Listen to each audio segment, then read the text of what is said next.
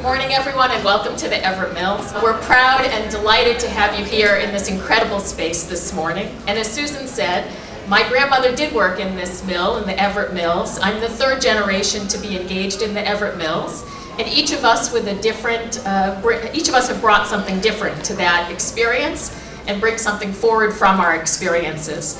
When my grandmother arrived in Lawrence in 1910, she came to work in the Everett Mills for a short time. And that was a story that we never knew. And many of us in this room probably have members of our family who never shared their stories of working in the mills for a variety of reasons. Maybe it was that they were painful. It was not a good time for people. Maybe it was because even though they had done incredible and brave things by participating in the strike, that when the strike ended, the community really changed its understanding of what it meant and of that story and how that story was brought into the future. So for many of us here, this is an opportunity to re-engage with those stories and to make those stories from 100 years ago our own. We found out that my grandmother had worked here in 1981 when my father purchased the Everett Mill. He had been involved in real estate and manufacturing in the Merrimack Valley. And he went to tell his mother that he had bought this building, and unknowing to him that she had once worked here. And that was an incredible moment for him to be a second generation engaged in changing what the idea of mills could be.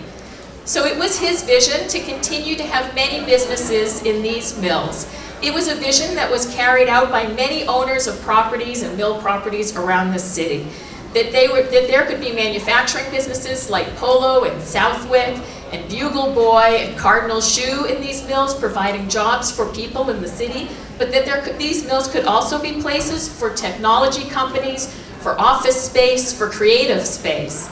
And so that is what has happened and grown over the last 30 years.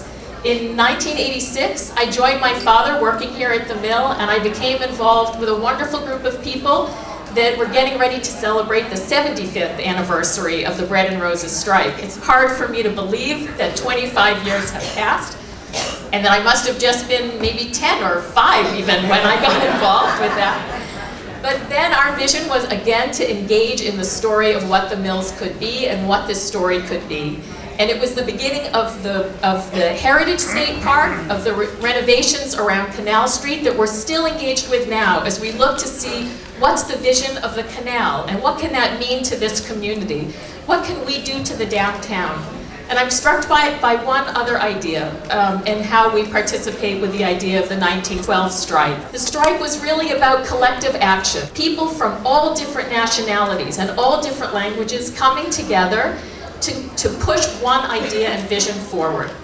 And here every day, there are people coming together, whether they're business owners or people who work in nonprofits or people engaged in churches or educational institutions or businesses coming together to move forward an agenda, a positive agenda and one filled with hope for this city.